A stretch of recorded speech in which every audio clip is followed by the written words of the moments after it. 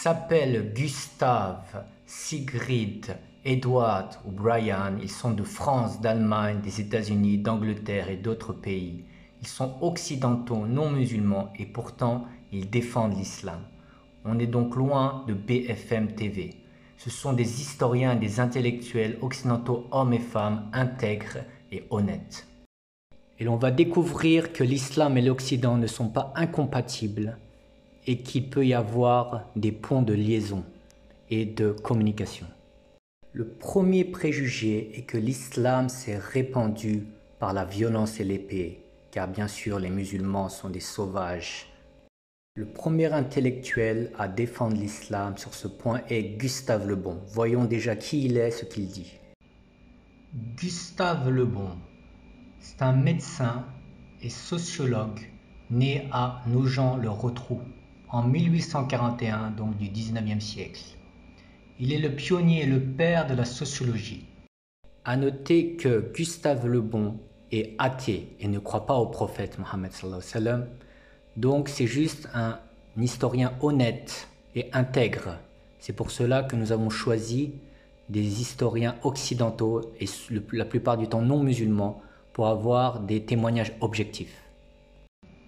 Donc il dit dans La civilisation des Arabes de 1884, la rapidité prodigieuse avec laquelle l'islam s'est répandu, l'immensité de l'espace conquis, la faiblesse des moyens mis en œuvre par rapport aux résultats obtenus a toujours étonné les historiens hostiles à cette religion. Ils n'ont cru pouvoir l'expliquer qu'en disant que cette propagation était le résultat de la morale relâchée de Mahomet. Donc la morale relâchée, c'est-à-dire qu'il aurait des mœurs, de mauvaises mœurs, des mauvais comportements, et de l'emploi de la force. Mais il est facile de démontrer que ces explications n'ont pas le plus léger fondement. Les musulmans ont conquis des pays dont le peuple était sous domination d'empereurs tyranniques. Ces peuples, comme l'Égypte, l'Espagne ou la Syrie, attendaient depuis des siècles les sauveurs qui les débarrasseraient de ces concurrents, qui les maltraitaient et qui ont amené leur civilisation au plus bas de la décadence. Les musulmans les ont vaincus et ont laissé ensuite aux peuples en question, donc par exemple l'Espagne, la Syrie ou l'Égypte, une grande liberté en échange d'un impôt plus faible que les conquérants précédents. Ils ont surtout rehaussé le patrimoine culturel de ces pays au plus lumineux degré de connaissance. Donc, ce qu'il veut dire aussi, c'est que pour notre époque, il faut aussi contextualiser les invasions islamiques. Ce n'est pas comme si de nos jours, par exemple, on est au cinéma et tout d'un coup, il y a une horde de fous islamistes qui viennent nous envahir un dimanche alors qu'on est à UGC. Non, ça n'a rien à voir. C'est-à-dire qu'avant, chaque pays avait un dominant et un dominé. Donc, par exemple, l'Égypte était dominée par les Romains. Et quand ils étaient dominés par les Romains, les Égyptiens étaient très malheureux, car la civilisation était au plus bas. Et une chose que Gustave Le Bon dit est que il a été très étonné que les Égyptiens, lorsque les musulmans sont arrivés, ont tout pris des musulmans et eux-mêmes se sont islamisés et se sont arabisés.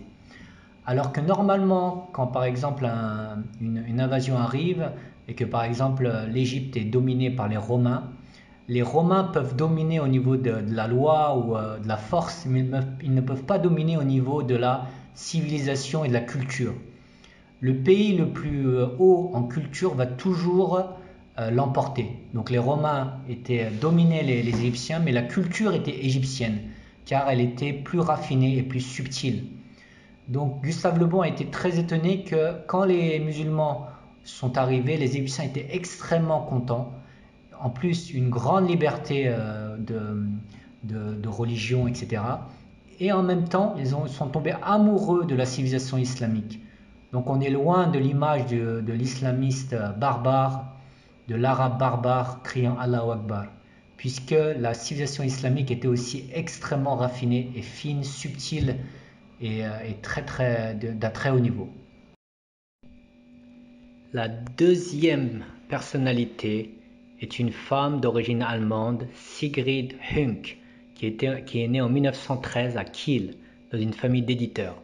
Elle a étudié les religions comparées, la philosophie et la psychologie.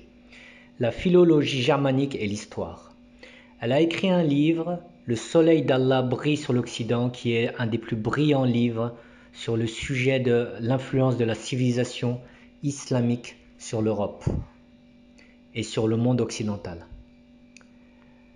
Il y a dedans beaucoup de détails et des anecdotes croustillantes. C'est vraiment un livre magnifique.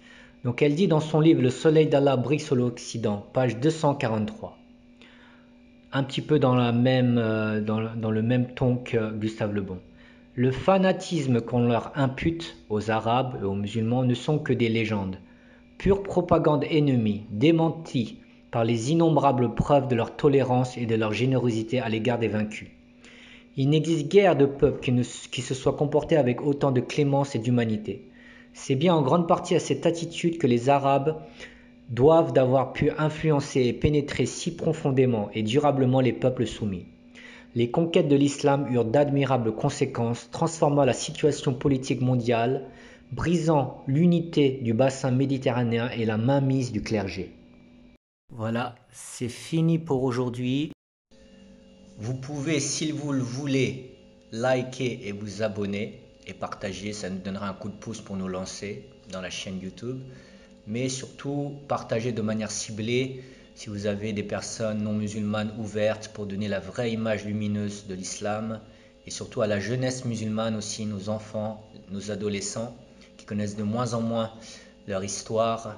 Et dans une autre série, on parlera des prophètes et non pas des Pères Noël, pour montrer qu'aujourd'hui les jeunes connaissent plus les Pères Noël comme les footballeurs, les chanteurs, les acteurs de cinéma. Père Noël dans le sens que le Père Noël est un personnage dont on croit, puis un jour on découvre qu'il n'existe pas. Et c'est pareil pour ces stars qui sont mis au devant de nos jours et qu'on idéalise, mais un jour on se rend compte par une affaire de drogue ou autre qui n'est pas si idéal et qu'il est même loin de l'idéal. Et au contraire, si on s'intéresse à l'œuvre du prophète Mohammed, paix et bénédiction sur lui, qui pourtant en Occident est diabolisé, on pourrait voir que son œuvre a une influence extraordinaire sur l'Occident dans le sens positif.